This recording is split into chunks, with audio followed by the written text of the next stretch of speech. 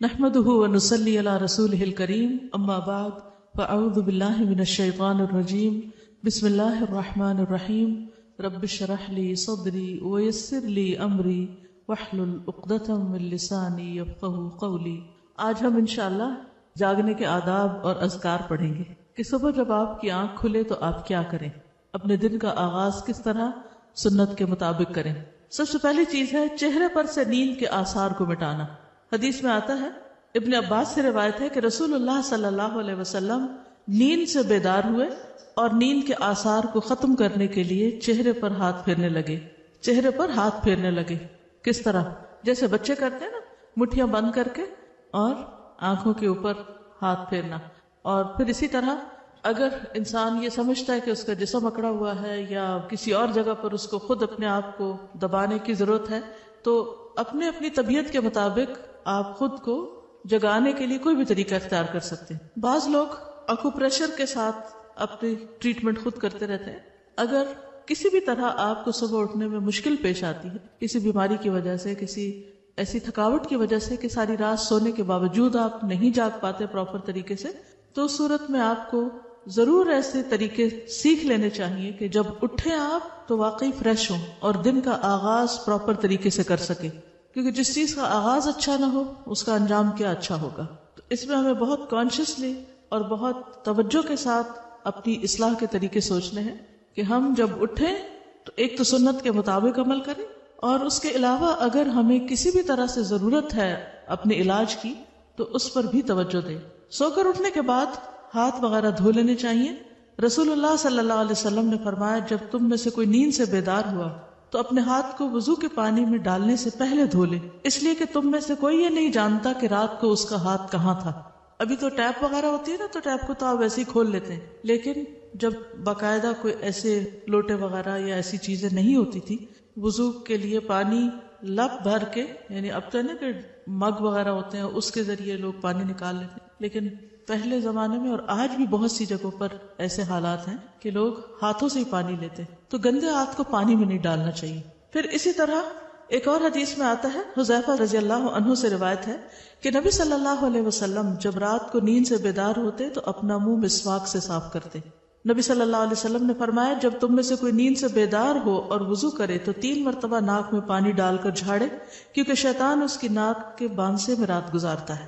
ٹھیک ہے، بیسیکلی یہ ساری چیزیں وضو میں شامل ہیں، یعنی سب سے پہلے ہاتھ دھونا، پھر اس کے بعد کلی وغیرہ کرنا، ناک صاف کرنا، منہ دھونا۔ رسول اللہ صلی اللہ علیہ وسلم نے فرمایا، جب آدمی رات کو سو جاتا ہے تو شیطان اس کی گدی پر 3 گرہیں لگا دیتا ہے۔ ہر گرہ پر یہ پھونک دیتا ہے کہ ابھی تو بہت رات ہے، سو جاؤ۔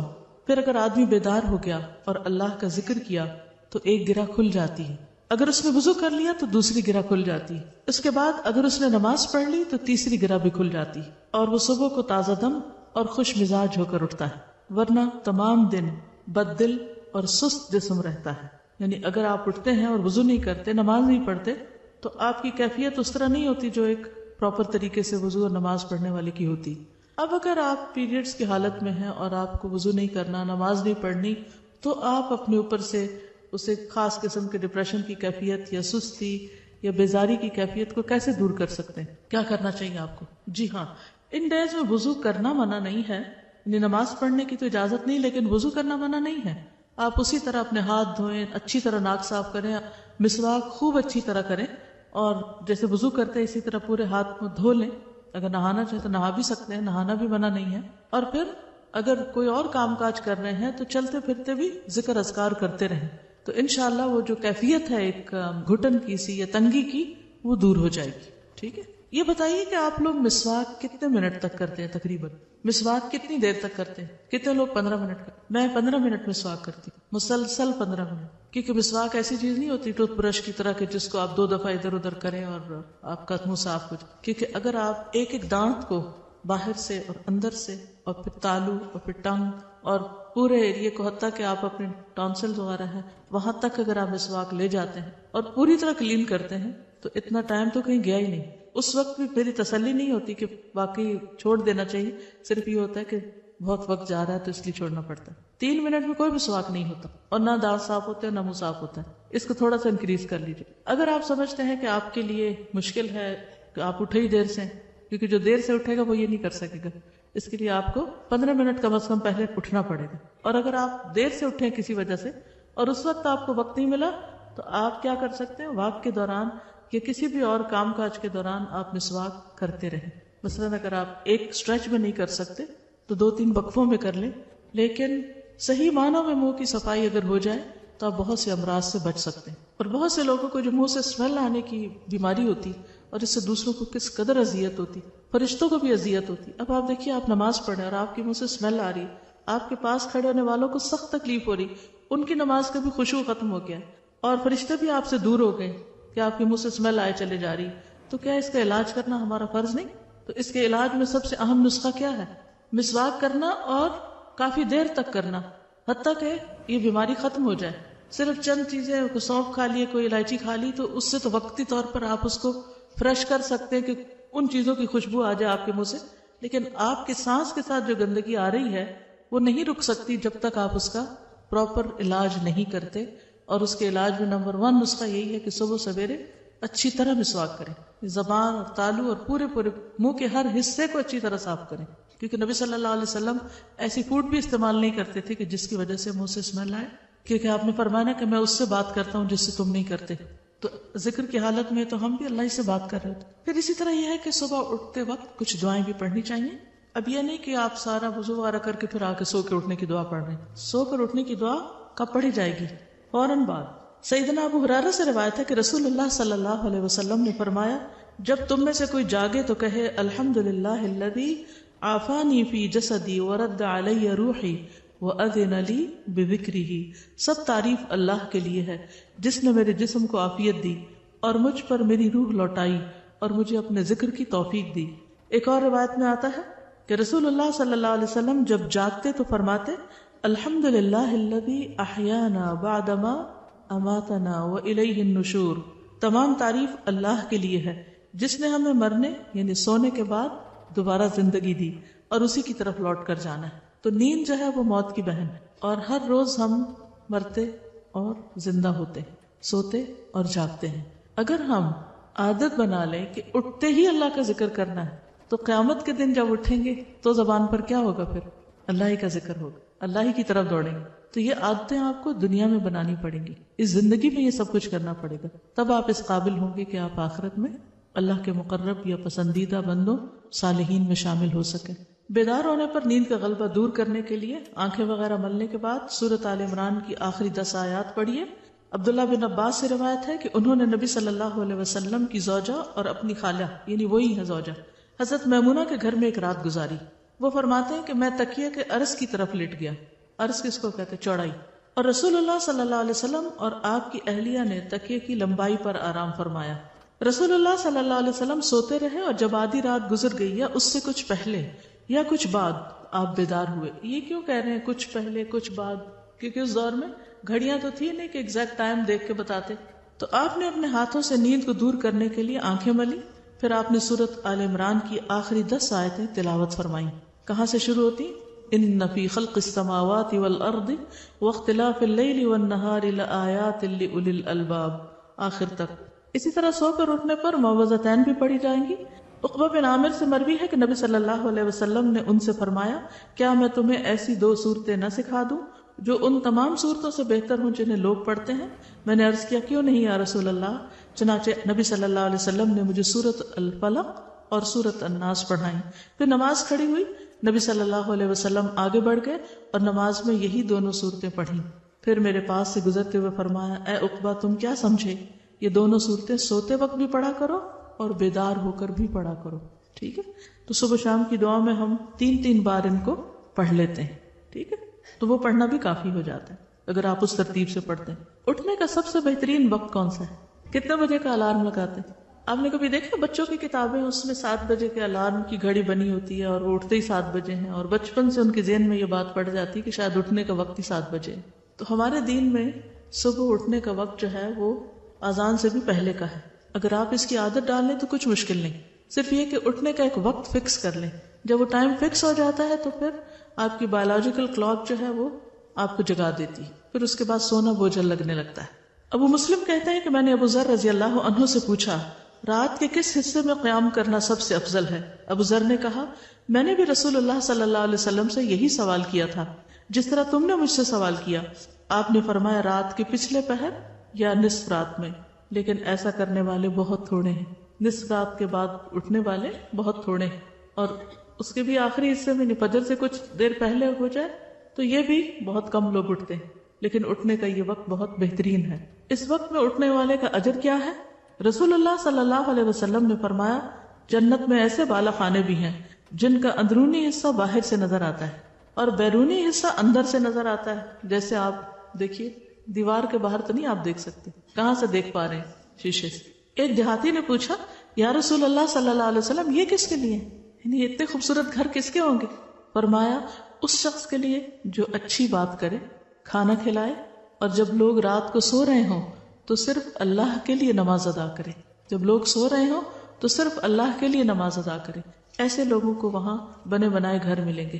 دنیا میں اگر کوئی آپ سے یہ کہے کہ آپ رات کے اس حصے میں اٹھ جائیں تو آپ کو اتنا بہترین گھر ملے گا، تو کتنے لوگ ضرور اٹھیں گے؟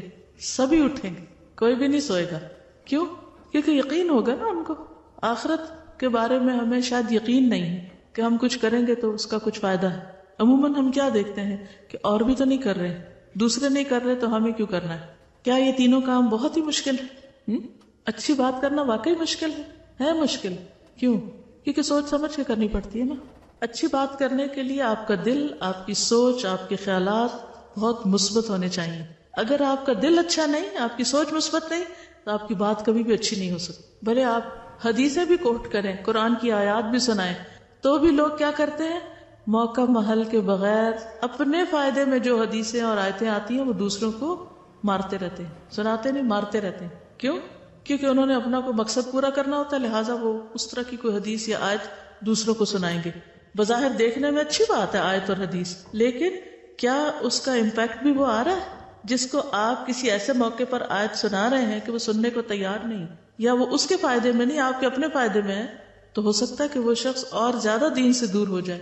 تو آپ نے قرآن سنا کر لوگوں کو اللہ کی محبت اگر نہیں دلائی اور دور کر دیا، تو پھر آپ کے اس سنانے کو اچھی بات کہی جائے گی. اچھی بات کرنا کیوں مشکل ہے؟ کوئی بتائے گا؟ چلیے اب سوچیے، ذرا غور کیجیے، دن میں کتنی بار آپ اچھی باتیں سنتے ہیں؟ کلاسز وغیرہ کو چھوڑ دیجیے، عام روزمرہ زندگی کی بات ہے، اور لوگوں کے ساتھ معاملہ کرنے کی، گھر والوں کی، آپ کے بہن بھائی آپ سے جو باتیں کرتے ہیں یا آپ ان سے جو بات کرتے ہیں، یا اپنے نیبرز کے ساتھ یا اپنی کلاس فیلوز کے ساتھ انفارمل جو آپ کی باتیں ہوتی ہیں، یا آپ کو جو سننے کو ملتی ہیں دوسروں سے، آپ کچھ بتائیں گے کہ ان میں سے کتنی فیصد باتوں پہ آپ بہت خوش ہوتے ہیں، آپ کا دل خوش ہو جاتا ہے، آپ کی روح سیراب ہو جاتی ہے، اور آپ کے اندر ایک موٹیویشنل لیول بڑھ جاتا ہے. اور کتنی باتیں ایسی ہوتی ہیں کہ آپ کچھ کرنے جا رہے ہوتے ہیں تو صرف کسی کی جلی کٹی بات یا منفی بات آپ کا سارا مورائل ڈاؤن کر دیتی. تو کیا کہیں گے؟ کتنی باتیں اچھی ملتی ہیں اور کتنی باتیں اچھی نہیں ملتی. غور کیجئے نا، سوچئے. دیکھیے اس بات پر میں کیوں ٹھہری ہوں کہ اگرچہ بات ہو رہی تھی صبح جلدی اٹھنے کی، لیکن بعض لوگ تہجد بھی پڑھ لیتے ہیں، صبح جلدی بھی اٹھ جاتے ہیں، لیکن بات اچھی نہیں کرنا جانتے. دوسری بات جو تھی وہ تھی کھانا کھلانا، اور تیسری بات جب لوگ رات کو سو رہے ہوں تو صرف اللہ کے لیے نماز ادا کرنا، صرف اللہ کے لیے، دکھاوے کے لیے نہیں. نبی صلی اللہ علیہ وسلم نے فرمایا اللہ تعالیٰ 3 قسم کے لوگوں سے محبت کرتا ہے. جاننا چاہتے ہیں کہ وہ کون ہے؟ اور پھر یہ بھی دیکھیے کہ کیا ہم ان میں ہیں کہ نہیں. ان پر ہنستا ہے اور ان سے خوش ہوتا ہے. ایک وہ آدمی کہ اس کی جماعت فرار ہو گئی، یعنی سارے بھاگ گئے، لیکن وہ ان کے بعد اللہ کے لیے لڑتا رہا، قتل ہو گیا، یا اللہ تعالیٰ نے اس کی مدد کی اور اسے کفایت کی. اللہ تعالیٰ ایسے آدمی کے بارے میں کہتا ہے میرے بندے کی طرف دیکھو، وہ اپنے آپ سے کیسے صبر کروا رہا ہے. اب آپ کہیں گے کہ ہم تو نہ جنگ کرنے والوں میں سے، نہ کہیں جانے والوں میں سے، تو ہم پہ تو یہ لاگو ہی نہیں آتی بات. کس اور موقع پر ایسا ہو سکتا ہے کہ کسی چیز سے سب بھاگ جائے اور آپ پھر بھی جمے رہیں؟ صفائی ڈیوٹیز، ٹھیک ہے، یعنی سب بھاگ گئے، سب چلے گئے، سب چھوڑ گئے چیزیں یا کام پورا نہیں کیا، اور آپ ایک ایک کا کام پیچھے سے سمیٹ رہے ہیں، چیزیں اکٹھی کر رہے ہیں، اور بڑبڑا بھی نہیں رہے، اور صرف اللہ کی خاطر سب کچھ کر رہے ہیں. اکیلے کام کرنا پھر مشکل تو ہوتا ہے، لیکن اتنا مشکل نہیں. جب آپ کے ساتھ والے چلے جاتے کسی کام کو چھوڑ کر، اس وقت کوئی بھی اچھا کام کرنا اور اس پر جمے رہنا وہ سب سے مشکل وقت ہوتا ہے. ایسے بندے سے اللہ محبت کرتا ہے کہ جب کوئی نہ کر رہا ہو اور وہ خیر اور بھلائی کا کام کرتا رہے. مثلا جب سب نماز پڑھ رہے ہوتے ہیں تو ان کے ساتھ مل کے نماز آسان ہوتی ہے، لیکن جب فرض پڑھ کے سارے ادھر ادھر کھسک جائیں تو آپ کے لیے سنت نفل پڑھنا کتنا مشکل ہوتا ہے. اور اس وقت آپ پھر جم کے لگے رہیں کہ نہیں مجھے تو اپنے رب کی خاطر یہ کام کرنا ہی ہے. تو جب کوئی نہ کر رہا ہو اس وقت نیکی کا کام کرنا یہ زیادہ اجر و ثواب کا باعث ہے. دوسرا، وہ آدمی جس کی بیوی خوبصورت اور اس کے پاس بہترین نرم بستر ہے لیکن وہ قیام کرنے کے لیے رات کو کھڑا ہو جاتا ہے. اللہ تعالیٰ کہتا ہے میرے بندے نے اپنی شہوت کو ترک کر دیا اور میرا ذکر کر رہا ہے اور مجھ سے سرگوشی کر رہا ہے. اگر یہ چاہتا تو سو بھی سکتا تھا، آرام بھی کر سکتا تھا، لیکن اس نے سب آرام اس لیے چھوڑا کہ مجھ سے بات کرے آ کر. ہم میں سے اکثر لوگ اللہ سے محبت کے بڑے دعوے کرتے ہیں، لیکن ہم کس کس موقع پر اس کا عملی ثبوت بھی دیتے ہیں. جس سے ہمیں محبت ہوتی ہے ہمارا کیا دل چاہتا ہے کہ ہم اس سے اکیلے میں بات کریں، نہیں اکیلے میں بات کریں. مجھے حیرت ہوتی ہے کہ ہم کہتے ہیں ہمیں اللہ سے بڑی محبت ہے اور اکیلے میں اس وقت جب سب سو رہے ہوں ہم بات کرنے کے لیے اٹھے ہی نہ اور تیار ہی نہ ہو. کیسی محبت ہے. صرف اس وقت تو ہم اللہ کا نام لے لیں جب اور لوگ بھی لے رہے ہوں اور اس وقت چھوڑ دیں جب اور کوئی نہ لے رہا ہو.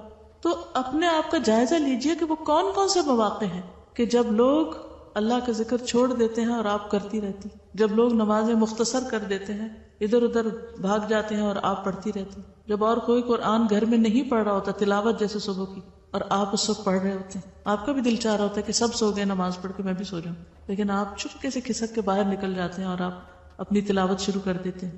تو ان سارے مواقع کا جائزہ لیجئے کہ جہاں لوگ جب چھوڑ جائیں کسی خیر بھلائی کے کام کو یا کسی ایسی جگہ جہاں دنیاوی لذت اور آرام ہے اور آپ اللہ کی خاطر اس کو چھوڑ کر اللہ کی طرف یکسو ہو جائیں.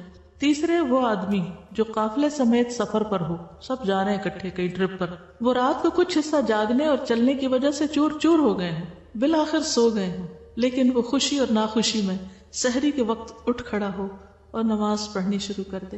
مجھے لگتا ہے یہ تینوں میں سے زیادہ بلند درجے پر ہے، کیونکہ ایسے وقت میں تو انسان کو اپنے ہوش و حواس قائم رکھنا مشکل ہو جاتا ہے. عموماً جب لمبے سفر سے آتے ہیں تو کیا دل چاہتا ہے کہ وہیں سے نماز پڑھ کے ہی آ جائیں، گھر آ کے نماز نہ پڑھنی پڑے. تو تھکاوٹ کے وقت میں اٹھ کر اللہ کی عبادت کرنا، اللہ کا ذکر کرنا، یہ ان کاموں میں سے ہے جن پر اللہ تعالیٰ آپ سے محبت کرتے ہیں. پھر تہجد کا وقت قبولیت کا خاص وقت ہے. سیدنا ابو ہریرہ سے روایت ہے کہ رسول اللہ صلی اللہ علیہ وسلم نے فرمایا، ہمارا مالک اور رب تبارک و تعالی ہر رات کو جس وقت آخری انتہائی رات باقی رہ جاتی ہے آسمان دنیا کی طرف نزول فرماتا ہے اور ارشاد فرماتا ہے، کون ہے جو مجھ سے دعا کرے تو میں اس کی دعا قبول کروں، کون ہے جو مجھ سے مانگے تو میں اس کو عطا کروں، کون ہے جو مجھ سے مغفرت اور بخشش چاہے تو میں اس کو بخش دوں. اللہ کا قرب حاصل کرنے کا ذریعہ. ابو امامہ سے روایت ہے کہ رسول اللہ صلی اللہ علیہ وسلم نے فرمایا کہ نماز تہجد کی پابندی کرو، کیونکہ یہ پابندی تم سے پہلے قوموں کے نیک لوگوں کا طریقہ اور شعار رہا ہے، اور یہ تمہارے لیے اپنے رب کا قرب حاصل کرنے کا بہترین طریقہ ہے اور کوتاہی کو مٹانے والا اور گناہوں سے باز رکھنے والا ہے. یعنی تہجد انسان کے اندر ایسی طاقت پیدا کرتے ہیں کہ انسان برائیوں سے بچ جاتا ہے، برائیوں کی اٹریکشن کم ہو جاتی ہے. پھر شکر گزاری کا ذریعہ ہے. سیدنا مغیرہ بن شعبہ سے روایت ہے کہ رسول اللہ صلی اللہ علیہ وسلم نے اس قدر طویل قیام فرمایا، یعنی رات کو لمبی نماز پڑھی کہ آپ کے قدم مبارک سوج گئے. تو آپ سے عرض کیا گیا، آپ ایسا کیوں کرتے ہیں جبکہ آپ تو گناہوں سے پاک ہیں؟ آپ نے فرمایا، کیا اللہ سبحانہ و تعالیٰ کے لیے زیادہ شکر کرنے والا بندہ نہ بنوں جو اس نے احسان مجھ پر کیا، یعنی شکر گزاری میں زیادہ عبادت نہ کروں. پھر اسی طرح یہ کہ اگر آپ تہجد پڑھ رہے ہو تو اس وقت اگر آپ کو قرآن مجید کا کچھ حصہ زیادہ یاد ہے تو آپ زبانی پڑھ سکتے ہیں، ورنہ مصحف کھول کے بھی پڑھ سکتے ہیں تاکہ طویل قیام ہو، طویل قرات ہو. نبی صلی اللہ علیہ وسلم رات کی نماز میں قرات کبھی بلند آواز سے کرتے اور کبھی آہستہ آواز سے، دونوں طرح کر سکتے ہیں. اور آپ نے دیکھا ہوگا کہ کبھی طبیعت ایسی ہوتی ہے کہ دل چاہتا ہے کہ بلند پڑھا جائے، اور کبھی کبھی صبح اٹھ کے دل چاہتا ہے کہ آہستہ آہستہ ہی ٹھیک ہے. تو دونوں طریقے موجود ہیں. عاصم بن حمید فرماتے ہیں کہ میں نے حضرت عائشہ سے سوال کیا کہ رسول اللہ صلی اللہ علیہ وسلم اپنا قیام اللیل کس چیز سے شروع فرماتے؟ انہوں نے کہا، تم نے مجھ سے وہ بات پوچھی جو پہلے کسی نے نہیں پوچھی. جب نماز کے لیے کھڑے ہوتے تو کہتے اللہ اکبر 10 بار، الحمدللہ 10 بار، سبحان اللہ 10 بار، لا الہ الا اللہ 10 بار، استغفر اللہ 10 بار، اور پھر دعا پڑھتے اللہم اغفر لی واہدنی وارزقنی وعافنی، اور پھر آخر تک قیامت کے دن کی تنگی سے بھی پناہ مانگتے. ایک اور دعا ہے، سیدنا عباس سے مروی ہے کہ رسول اللہ صلی اللہ علیہ وسلم جب رات میں تہجد کے لیے کھڑے ہوتے تو فرماتے اللہم لک الحمد انت قیم السماوات والارض ومن فیہن ولک الحمد لک ملک السماوات والارض ومن فیہن، آخر تک۔ صحیح بخاری کی روایت ہے، اس کا ہم نے پوسٹر بھی الگ بنا کے رکھا ہوا، جن لوگوں کو زبانی نہ آتی ہو وہ دیکھ کے بھی پڑھ سکتے ہیں۔ پھر فجر کی سنتوں کے بعد تھوڑی دیر کے لیے دائیں پہلو پہ لیٹنا، نبی صلی اللہ علیہ وسلم کا یہ طریقہ تھا۔ پھر نماز فجر کے بعد رسول اللہ صلی اللہ علیہ وسلم کا عمل یہ تھا کہ جب آپ فجر ادا کر لیتے تو اپنی جگہ پہ بیٹھے رہتے فجر کی نماز کے بعد، یہاں تک کہ سورج اچھی طرح نکل آتا۔ سیدنا انس سے روایت ہے کہ رسول اللہ صلی اللہ علیہ وسلم نے فرمایا، جس نے فجر کی نماز باجماعت ادا کی پھر سورج نکلنے تک بیٹھا رہا، اللہ کو یاد کرتا رہا، پھر 2 رکعت نماز ادا کی، یہ کون سی نماز ہے؟ اشراق، تو اسے مکمل ایک حج اور ایک عمرے کا ثواب ملے گا۔ آپ نے تاکید کے لیے لفظ مکمل تامتن 3 بار دہرایا، مکمل حج اور عمرہ، مکمل حج اور عمرہ، مکمل حج اور عمرہ۔ تو اس سے کیا پتہ چلتا ہے کہ اگر انسان تہجد سے لے کر فجر اور فجر کے بعد اشراق تک کا وقت اللہ کے ذکر کے لیے مخصوص کر لے تو یہ سب سے بہترین طریقہ ہے، نبی صلی اللہ علیہ وسلم کا طریقہ ہے۔ لیکن زندگی میں مثلا شادی سے پہلے آپ اس طریقے کو بہت آسانی سے اختیار کر سکتے ہیں، لیکن شادی کے بعد جب شوہر اور بچوں کی مختلف ضروریات آپ کو پوری کرنی پڑتی ہیں تو بعض اوقات مشکل ہوتا ہے۔ پھر جب بچے بڑے ہو جاتے ہیں پھر دوبارہ سے آسانی ہو جاتی ہے۔ اس لیے خاص طور پر ان بچیوں سے میں کہوں گی کہ جن کے اوپر ابھی ایسی کوئی ذمہ داریاں نہیں ہیں، وہ اپنی دن بھر کی روٹین کو اس طرح سیٹ کریں کہ فجر سے کچھ پہلے اٹھنے کی عادت ڈال لیں۔ اگر ابھی آپ ڈالیں گے اور اس میں دعائیں مانگیں گے تو انشاءاللہ آئندہ بھی اللہ تعالیٰ آپ کے لیے آسانی فرمائے گا، اور اس سے بہت ساری برائیوں سے بچ بھی جائیں گے۔ اور وہ نوجوان جس کی جوانی اللہ کی عبادت میں گزری ہو، وہ ان 7 لوگوں میں سے ایک ہے کہ جو عرش کے سائے تلے ہوں۔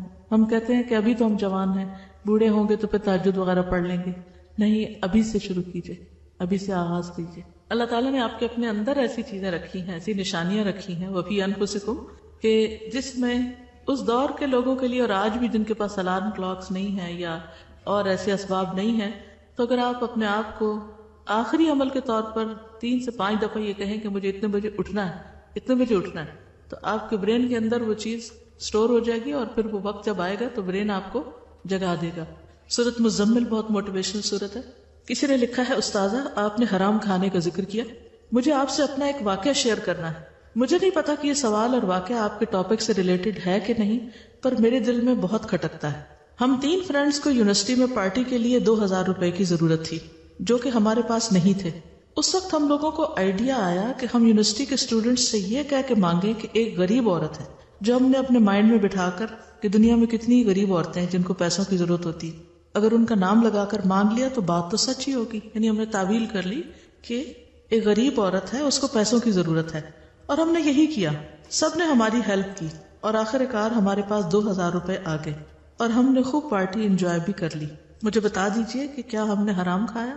اگر ایسا ہے تو میں اس کا مداوع کیسے کروں؟ کیا مجھے اصل میں کسی ضرورت مند کو 2000 روپے دینے ہوں گے، یعنی حقیقی ضرورت مند کو؟ پلیز میری مدد کریں۔ یعنی ایک اسٹوڈنٹ ہے یونیورسٹی کی، ان 3 فرینڈز نے مل کر دھوکے سے اسٹوڈنٹ سے پیسے لیے۔ سب سے پہلی بات یہ ہے کہ ایک مسلمان کا مال دوسرے مسلمان کے لیے حرام ہے۔ نبی صلی اللہ علیہ وسلم نے فرمایا، اللہ تعالیٰ غیرت کرتا ہے، اور اللہ کی غیرت یہ ہے کہ کوئی ایسی چیز کا ارتکاب کرے جسے اللہ نے حرام کیا۔ یعنی انسان کے لیے کسی بھی حرام کام کو اللہ تعالیٰ ناپسند کرتا ہے۔ صرف حرام طریقے سے پیسہ کمانا ہی نہیں، بلکہ غیبت، جھوٹ، کوئی بھی حرام کام جب انسان کرتا ہے تو اللہ تعالیٰ کو اس پہ غیرت آتی ہے۔ ابو حمید ساعدی کہتے ہیں کہ رسول اللہ صلی اللہ علیہ وسلم نے فرمایا، کسی شخص کے لیے اپنے کسی بھائی کا مال ناحق لینا جائز نہیں، کیونکہ اللہ نے ایک مسلمان پر دوسرے مسلمان کا مال حرام قرار دیا۔ تو پھر یہ کیا ہے؟ جھوٹ بول کر کسی کا مال لینا کیا ہے؟ حرام کام کا ارتکاب کرنا، اور وہ مال بھی کیا ہوگا؟ حرام ہوگا۔ رسول اللہ صلی اللہ علیہ وسلم نے فرمایا، اگر کوئی پاکیزہ چیز ہی کھا سکے تو ایسا کرے، اس لیے کہ سب سے پہلے انسان کا پیٹ ہی بدبودار ہوتا ہے۔ تو اس لیے ایسی پارٹی کے لیے حرام طریقے سے مال کما کے کسی کے مال سے کچھ کھائے تو یہ غیر طیب بھی ہوگا اور حرام میں ہوگا، اور اس کا انجام کیا ہوگا؟ پھر کسی کا مال ہنسی مذاق میں بھی لینے کی اجازت نہیں۔ اگر یہ کہنا کہ ہم کسی سے مذاق کر کے یا کسی کے ساتھ ٹرک کر کے کچھ لے رہے ہیں تو یہ بھی درست نہیں۔ نبی صلی اللہ علیہ وسلم نے فرمایا، تم میں سے کوئی شخص اپنے بھائی کی کوئی چیز ہرگز نہ لے، نہ مذاق میں نہ حقیقتاً۔ کوئی کسی کی کوئی چیز نہ لے، نہ مذاق میں نہ حقیقتاً، نہ چوری کے ذریعے نہ دھوکے کے ذریعے اور نہ ہی مذاق کرتے کرتے کہ میں تو تمہارا دل دیکھ رہا تھا. پھر جھوٹ بولنا جو ہے قرآن مجید کے بالکل شروع میں ہی آتا ہے وَلَهُمْ عَذَابٌ أَلِيمٌ بِمَا كَانُوا يَكْذِبُونَ. ان کے لیے دردناک عذاب ہوگا اس لیے کہ وہ جھوٹ بولتے تھے. تو جھوٹ بولنے کا انجام کیا ہے؟ دردناک عذاب. اور جب انسان چوری کرتا ہے یا دھوکہ دیتا ہے تو دراصل جھوٹ کا دروازہ کھل جاتا ہے، اس پر جھوٹ سے کام لیتا ہے. اور منافق کی علامات میں سے پہلی علامت جس کے اندر جھوٹ پایا جائے وہ پکا منافق ہے. یعنی جھوٹ اتنی بری خصلت ہے کہ جس کے اندر ہے اس کو منافق ہونے کا ٹھپا لگا دیا گیا. اور منافق کا انجام کیا؟ جہنم کے سب سے نچلے درجے میں. اور سنجیدگی یا مذاق میں بھی جھوٹ جائز نہیں. حدیث میں آتا ہے لا يصلح منه جد ولا هزل. سنجیدگی یا مذاق کسی بھی صورت میں جھوٹ بولنا درست نہیں. نبی صلی اللہ علیہ وسلم نے جھوٹے شخص سے بیزاری کا اعلان کیا ہے. حضرت عائشہ کہتی ہیں کہ جھوٹ سے بڑھ کر کوئی عادت رسول اللہ صلی اللہ علیہ وسلم کے نزدیک اور ایک روایت میں ہے صحابہ کے نزدیک زیادہ نفرت اور بغض والی نہ تھی. سب سے زیادہ صحابہ جس سے نفرت کرتے تھے وہ جھوٹ تھا. کوئی شخص آپ کے سامنے جھوٹ بولتا تو آپ کا رویہ اس کے بارے میں بدلا رہتا. یعنی آپ کا معاملہ اس سے یا اس کی جو ایک عزت یا ایک مقام ہوتا تھا وہ آپ کے دل سے اتر جاتا، حتیٰ کہ معلوم ہو جاتا کہ اس نے توبہ کر لی. اس واقعے میں پہلی چیز کیا تھی؟ جھوٹ بولنا. انہوں نے جھوٹ بولا. دوسری کیا ہے؟ دھوکہ دیا. کس کو؟ جن سے پیسے مانگے. ابو ہریرہ سے روایت ہے کہ رسول اللہ صلی اللہ علیہ وسلم غلے کے ایک ڈھیر پر سے گزرے. آپ نے اپنا ہاتھ اس میں ڈالا تو انگلیاں تر ہو گئی. آپ نے غلے کے مالک سے پوچھا یہ کیا؟ اس نے کہا یا رسول اللہ یہ بارش کی وجہ سے بھیگ گیا. آپ نے فرمایا کیا یہ تر حصہ تم اوپر نہیں کر سکتے تھے کہ لوگ اس کو دیکھ لیتے؟ پھر فرمایا من غش فلیس منی. جو کسی کو دھوکہ دے اس کا مجھ سے کوئی تعلق نہیں. تو آپ دوسرے کو چیٹ کر رہے ہیں نا، کسی غریب عورت کا بہانہ کر کے مال چھین رہے ہیں. دھوکہ جہنم میں لے جانے کا سبب ہے. نبی صلی اللہ علیہ وسلم نے فرمایا جو شخص کسی رعایا کا نگہبان بنے پھر اسے دھوکہ دے وہ جہنم میں جائے گا. پھر لا علمی میں بھی کسی کا مال استعمال کرنے کی ممانعت ہے. ایک انصاری سے روایت ہے ہم رسول اللہ صلی اللہ علیہ وسلم کے ساتھ ایک جنازے میں گئے. میں نے دیکھا کہ رسول اللہ صلی اللہ علیہ وسلم قبر کے پاس کھڑے ہوئے قبر کھودنے والے کو تاکید کر رہے ہیں کہ پاؤں کی طرف اور کھولو، سر کی طرف ذرا اور کشادہ کرو، یعنی اچھی طرح قبر کھودو. جب آپ تدفین سے فارغ ہو کر لوٹے تو ایک عورت کی طرف سے ایک شخص آپ کو دعوت دینے آیا. آپ اس کے گھر تشریف لے گئے. کھانا لایا گیا تو پہلے آپ نے کھانے کے لیے ہاتھ بڑھایا، اس کے بعد دوسرے لوگوں نے بڑھایا، کھانا شروع کر دیا.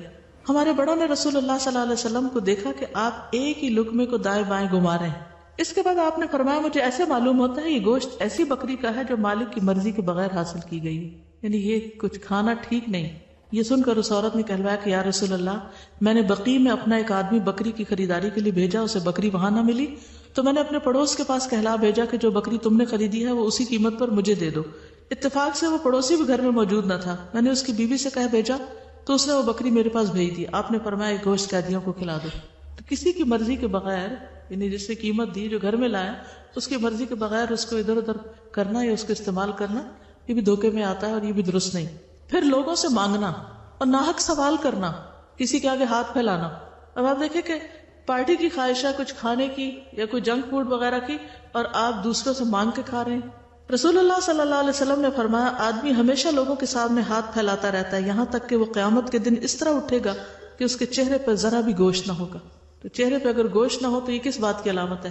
بدصورت ہونے کی. اور کتنا بھیانک چہرہ، آپ سوچئے ذرا. اگر کوئی کھوپڑی آپ نے ایسی دیکھی ہو جس کے اوپر سے گوشت اتر چکا ہو، اس کے دانت نکلے ہوئے ہوں اور اس کی آنکھیں اندر کو گھسی بھی ہوں، کیا صورت اس کی ہوگی؟ تو جو لوگ دوسروں سے مانگتے رہتے ہیں ان کے آگے ہاتھ پھیلاتے رہتے ہیں، اور خصوصی طور پر وہ لوگ جو صرف اپنی خواہشات کے لیے ہاتھ پھیلاتے ہیں. کسی سے کہتے ہیں میرے فون میں کریڈٹ ڈلوا دو، کسی کو کہتے ہیں کہ مجھے کھانا کھلا دو، کسی کو کچھ کسی کو کچھ. کیونکہ مانگنے کی بھی ایک عادت ہوتی ہے بری. جب وہ عادت پڑ جاتی ہے تو پھر انسان باز نہیں آتا. اس کو اس وقت تک چین ہی نہیں آتا جب تک وہ کسی نہ کسی سے کچھ ہتھیار نہ لے، کچھ لوٹ نہ لے. تو یہ عادت بھی بہت ہی بری. رسول اللہ صلی اللہ علیہ وسلم نے فرمایا جس نے محتاجی کے بغیر سوال کیا گویا وہ آگ کے انگارے کھا رہا ہے، یعنی اسے حقیقی ضرورت نہیں ہے.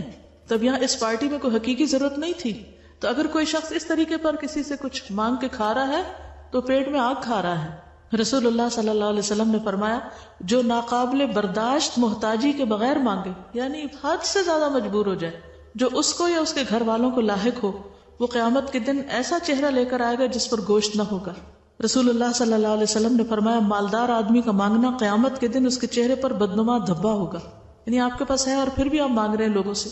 رسول اللہ صلی اللہ علیہ وسلم نے فرمایا جو شخص اپنے اوپر سوال کا دروازہ کھولتا ہے، اللہ اس پہ فقر و فاقہ کا دروازہ کھول دیتا ہے۔ تو یہ عمل کسی بھی اعتبار سے، کسی بھی گوشے سے، اس میں ایک نہیں کئی ایک خرابیاں ہیں، کسی بھی اعتبار سے یہ عمل درست نہیں۔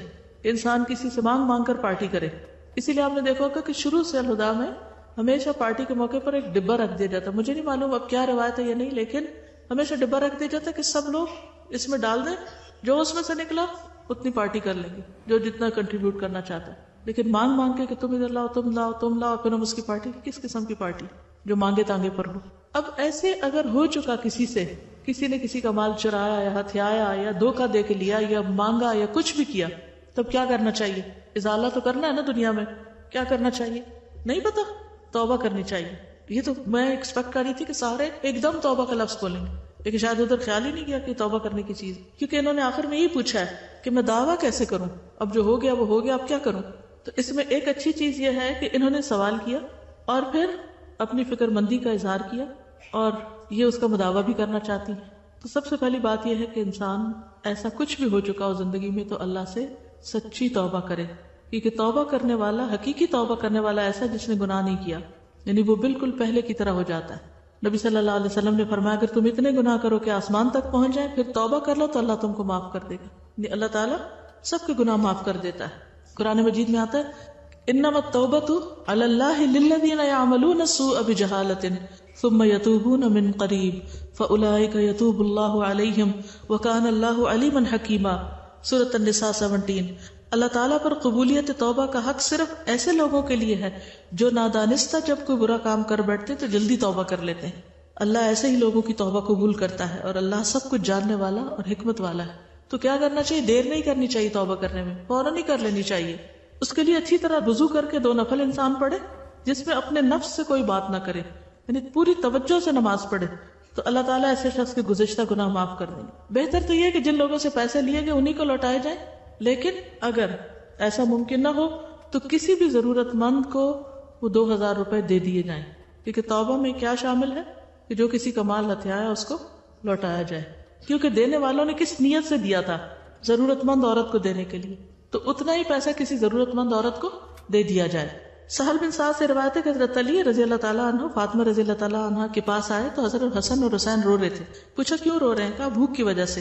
حضرت علی باہر نکلے تو انہیں بازار میں دینار پڑا ملا، فاطمہ کے پاس آئے اور بتایا، انہوں نے کہا فلاں یہودی کے پاس جہاں آٹا لے آئے۔ یہودی کے پاس آئے، اس سے آٹا خریدا۔ یہودی نے کہا کہ آپ اس شخص کے داماد ہیں جو کہتا ہے میں اللہ کا رسول ہوں؟ انہوں نے کہا ہاں۔ یہودی نے کہا اپنا دینار واپس لے لیں اور آٹا لے جائیں۔ وہاں سے حضرت علی آٹا لے کر حضرت فاطمہ کے پاس ہے، ساری بات بتائی۔ انہوں نے کہا فلاں قصائی کے پاس جائیں، گوشت لے آئے۔ وہ گئے اور اس کے پاس دینار گروی رکھوا دیا اور 1 دینار کا گوشت لے آئے۔ بس حضرت فاطمہ نے آٹا گوندا، ہنڈیا چولہے پر رکھی، روٹی پکائی، نبی صلی اللہ علیہ وسلم کو بلا بھیجا، آپ تشریف لائے۔ فاطمہ رضی اللہ تعالیٰ عنہ نے کہا یا رسول اللہ میں آپ کو بتاؤں، اگر آپ اسے حلال فرمائیں تو ہم کھائیں گے اور آپ بھی ہمارے ساتھ کھائیں، اور اس کا حال یہ ہے۔ پورا قصہ بتایا۔ آپ نے فرمایا کھاؤ، اللہ کا نام لے کر سب نے کھایا۔ ابھی اپنی جگہ بیٹھے تھے کہ ایک لڑکا اللہ اور اسلام کا واسطہ دے کر اپنا گم شدہ دینار ڈھونڈ رہا تھا، تو رسول اللہ صلی اللہ علیہ وسلم کے حکم دینے پر اسے بلایا گیا۔ پوچھنے پر اس نے کہا میرا بازار میں اب دینار گرا ہے۔ آپ نے فرمایا علی اس قصاب کے پاس جاؤ، اس سے کہو کہ رسول اللہ صلی اللہ علیہ وسلم فرماتے وہ دینار میرے ہاں بھیج دو، کیونکہ گروی رکھا تھا، جا کے تمہارا دینار میرے ذمہ ہے۔ چنانچہ اس نے دینار بھجوا دیا، آپ نے اس لڑکے کے حوالے کیا۔ یعنی ویسے بھی وہ خرید کے نہیں لائے تھے بلکہ صرف ڈپازٹ کرایا تھا، کیونکہ ہو سکتا نیت یہی ہو کہ جو مالک ملے گا تو اس کو واپس کر دیا جائے گا جب تک قرضہ اتارنے کے قابل ہو جائے۔ تو اس میں بھی آپ دیکھیں کہ جب مالک مل گیا تو کیا کیا؟ واپس کر دیا۔ جب ایسے گناہ ہو جائے تو اس کے بعد نیکیاں کرنے کی طرف اور زیادہ توجہ کرنی چاہیے، کیونکہ ان الحسنات یذھبن السیئات، رسول اللہ صلی اللہ علیہ وسلم نے فرمایا جب تم سے کوئی گناہ ہو جائے تو اس کے بعد کوئی نیکی کرو، یعنی وہ 2000 تو دینا ہی دینا، وہ تو ایک فرض ہے، لیکن اس کے علاوہ انسان ویسے صدقہ خیرات کرتا رہے۔ نبی صلی اللہ علیہ وسلم نے فرمایا اتبع السیئۃ الحسنۃ تمحوها، اگر تم سے گناہ ہو جائے تو اس کے بعد نیکی کر لیا کرو جو اسے مٹا دے گی۔ پھر استغفار کثرت سے کرے انسان، تسبیحات پڑھے، اور ان تسبیحات میں استغفر اللہ الذی لا الہ الا هو الحی القیوم واتوب الیہ، تو جو شخص یہ پڑھے گا اس کے پچھلے گناہ معاف کر دیے جائیں گے، اگرچہ اس نے کفار کے مقابلے سے بھاگنے کے گناہ عظیم کا ارتکاب ہی کیوں نہ کیا، کبیرہ گناہ ہی کیوں نہ ہو۔ رسول اللہ صلی اللہ علیہ وسلم نے فرمایا جو شخص سبحان اللہ وبحمدہ ایک دن میں 100 بار کہے تو اس کے گناہ معاف کر دیے جاتے ہیں، اگرچہ سمندر کی جھاگ کے برابر ہی کیوں نہ ہو۔ تو اللہ تعالیٰ سے دعا ہے کہ اللہ تعالیٰ ان کی مغفرت فرمائے اور ہم سب کو بھی بخش دے اور ہمیں صحیح رستے پر چلنے کی توفیق عطا فرمائے۔